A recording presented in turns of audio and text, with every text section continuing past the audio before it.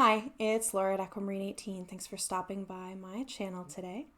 I am here with a detailed deck review of one of the Oracle decks that has actually been in my collection the longest and is one of my very long time favorite Oracle decks. And that's the Life Path cards by Kristen at Over the Moon Academy. This is a deck that I've had for quite some time. Again, one of my first Oracle decks. And I had planned to make a video about this deck so long ago, and I had actually started doing so when I was a quite new YouTuber. Back when I had a brief moment of thinking I'm going to be a person who edits videos, and so I filmed all these snippets, with the tripod view and all of this, and I found those snippets the other day, and I totally kicked myself for thinking, why did you never do anything with this? Why did you never post this deck review? But at the end of the day, I'm not a person who edits together 50 snippets, and I'm not very tech savvy, and my tripod views never turned out very well anyway, so I'm just refilming it. So here we are, a year or more later, with the long overdue thorough deck review of the Life Path cards, which is an Oracle deck that I love.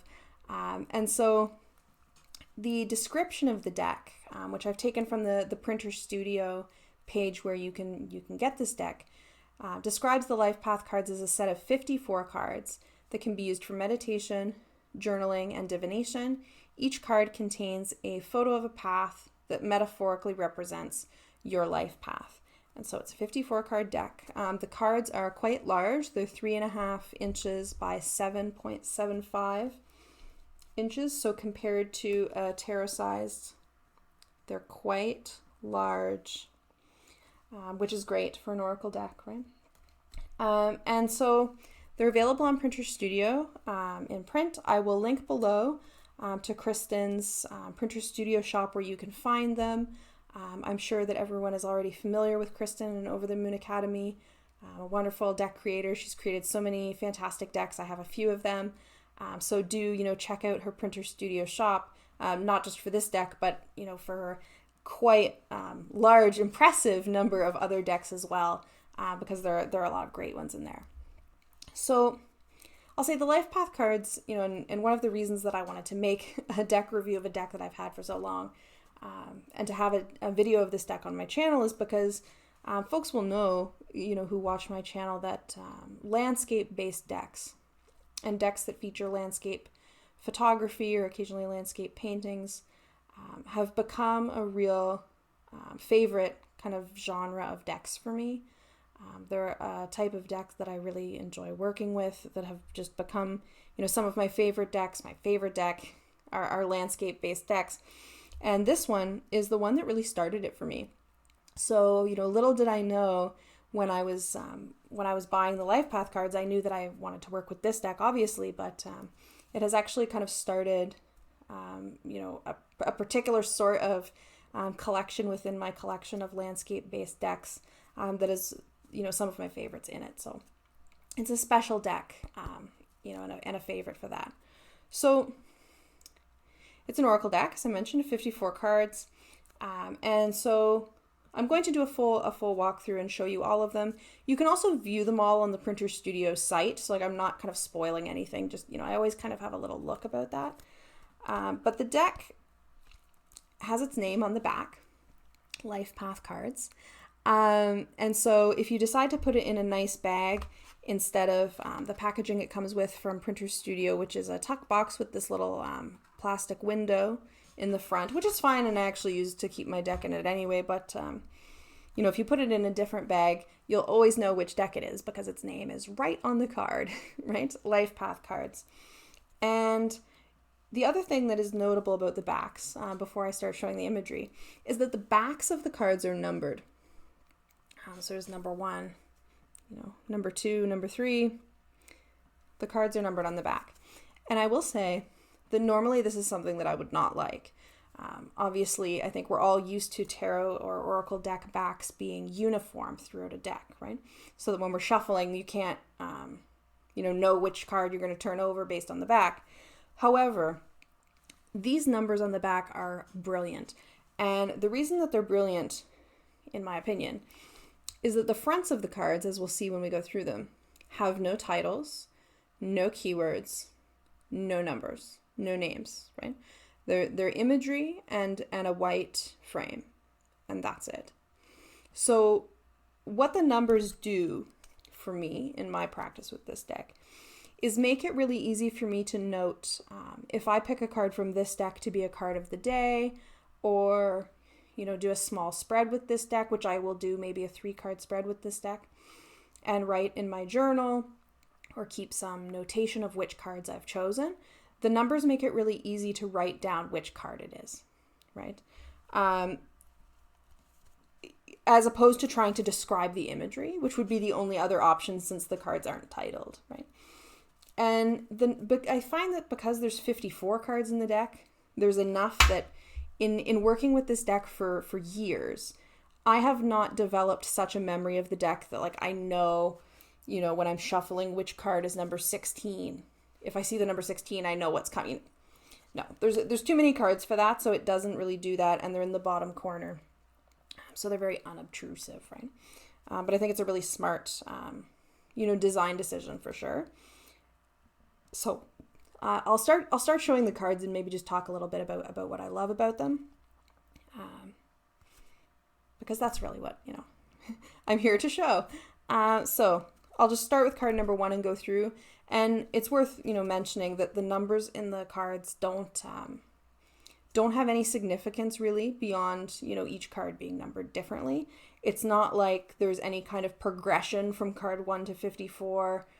Or any groups within, 1 to 10, 11 to 20, not at all. The numbers are just for kind of keeping track of which card is which and hold no other significance beyond that. So from card number 1, but I'm not going to say all the numbers because there's not really any point in that. So this is an interesting one because it has, unlike some of my other landscape decks, it has a mix of interior and exterior scenes, all of which in some way represent a path, right? Some of them are kind of obvious paths. Some of them are a bit more like doorways.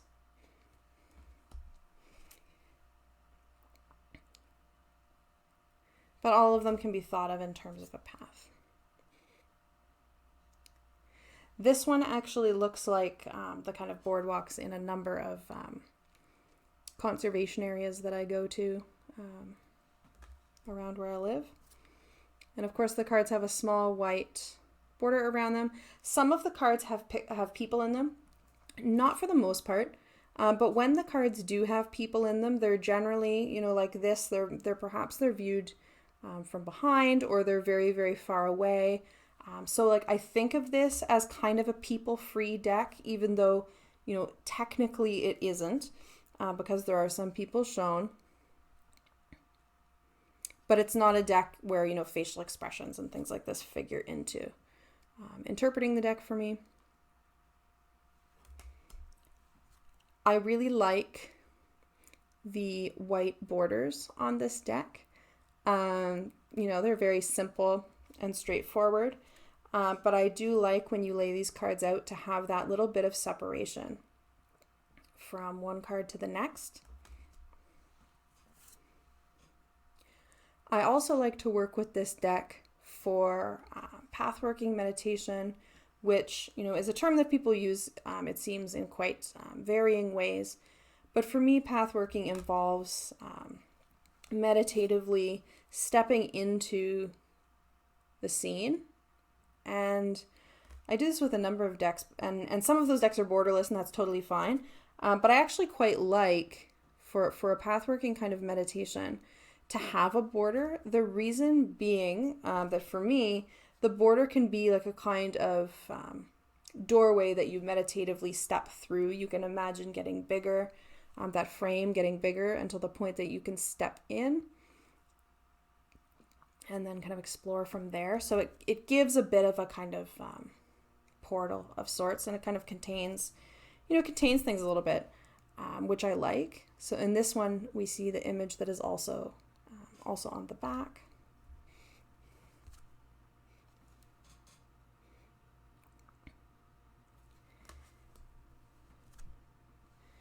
And a great thing about this deck is that there is a companion course that goes with this deck called the Discover Your Life Path course.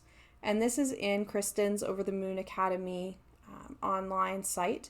I'm going to link below Kristen's Academy where this course and others are, as well as the Printer Studio and Kristen's YouTube channel and all of that good stuff. But the course is fantastic. And that was the other reason that I kind of wanted to talk about this deck, because I feel like the fact that there's this kind of accompanying syllabus to go with it might make it one that would be approachable for someone who is interested in perhaps exploring landscape-based tarot or oracle decks but doesn't really know where to start or how to start interpreting them. You know, maybe is used to something more straightforwardly Smith-Waite or something like that, or is more used to working with oracles with keywords, which this one doesn't have and a lot of the landscape decks don't have. And so basically the way that the course of Discover Your Life Path works is it's organized into weeks, and you can view it all again through the link, and it's free. So there's that, right, which is great. It's organized into weeks, and so for each kind of day of the week, or for 5 days of the week anyway, there are different exercises. And the exercises include pathworking meditations. There is some vision board making. There are some spreads to work with this deck that you could also work with other decks, but obviously it's designed to work with these ones. And exploring different life paths. And some of those activities, I love this one. Some of the activities, I'll just say, involve, shuffling the cards and drawing one, and, maybe doing some journaling or some thinking about that scene in relation to the question that you asked. But then some of the activities involve looking at the cards face up and looking at the imagery and choosing deliberately a particular path that you feel most drawn to as representing perhaps the path that you want, the path that you envision getting you to a particular goal, the one that seems the most inviting to you. And I remember that activity because this one was the one that I chose the first time working with this deck. This was one of the cards that I chose, and it was one that I chose as a path that I would like to be on.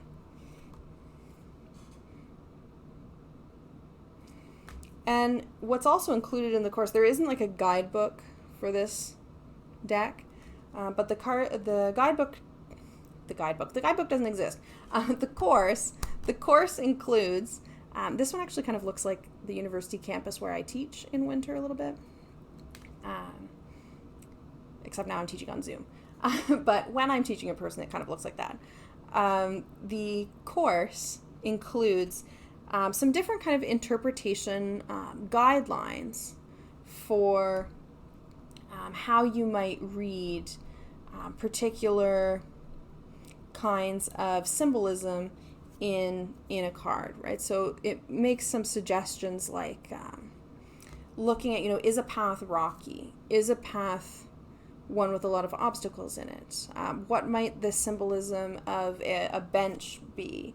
What might the symbolism of a handrail be? As something that's maybe, in this card, you could say that the handrails are, something to hold on to when feeling unstable, but they're also something that hems you in, right? You can only go in one direction here. And what's the significance of that in relation to the question that you asked or that you want to explore?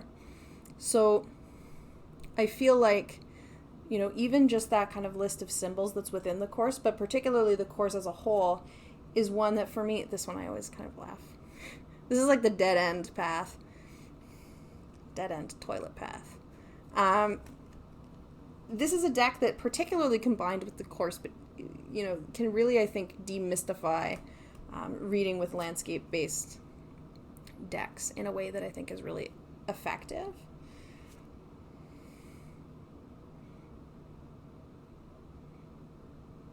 I believe there is also some audio available through the course, like guided meditations that are recorded that you can listen to.